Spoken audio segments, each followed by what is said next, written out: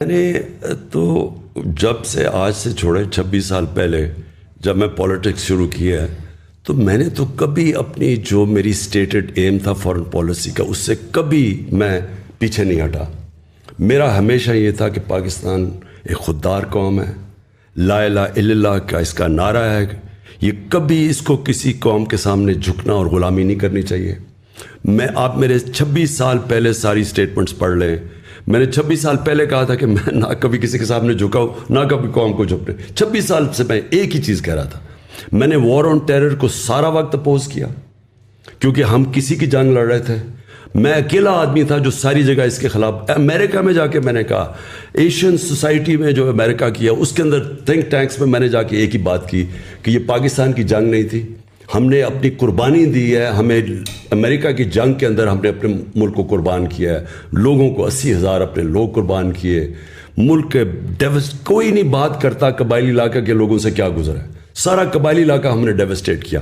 تو میں ہمیشہ چاہتا تھا کہ پاکستان ایک آزاد ملک ہو, خوددار ملک ہو, اس کی فارن پالیسی آزاد ہو, ہم IMF کے غلام نہ بنیں, اور یہ کبھی چینج نہیں ہوا. تو میں نے تو جو اپنی فارن پالیسی تھی اسی کے مطابق رکھی.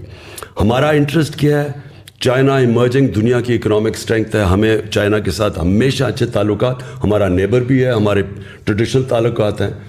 ادھر سے پش بیک یہ آتی تھی کہ تم کٹیل کرو کہ چائنا سے زیادہ, کیونکہ امریکہ اور وہ بلاکس میں جا رہے تھے. ہم نے کہا ہم دونوں سے دوستی رکھیں گے, اور ہم نے کبھی اینٹی امریکن میری پالیسی تھی. اور دوسری چیز یہ جو رشیا کا ٹرپ, ہمارے لیے رشیا سے, اگر ہندوستان رشیا سے سستا تیل خرید سکتا ہے تو ہم کیوں نہیں خرید. ہندوستان کو ان کو اسٹریٹجک ایلائی ہے, ان کوڈ کا حصہ ہے.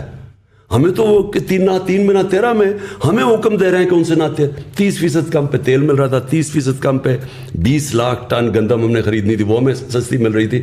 تو میرا تو انٹرسٹ اپنے لوگ ہیں. اور پھر بیسس پاکستان میں بالکل بلیو نہیں کرتا کیونکہ ہم ایک دم ملوث ہو جاتے ہیں کسی کی جنگ میں. سو دیئرفور میری فارن پالیسی ہمیشہ کلیئر تھی. اگر اور لوگوں کو یہ چیز پسند نہیں تھی تو میں نہیں جانتا, لیکن میں پرائم منسٹر تھا, میں چیف ایگزیکٹو ہوں, میرا پروڈکٹیو ہے فارن پالیسی, اور یہ میری فارن پالیسی تھی.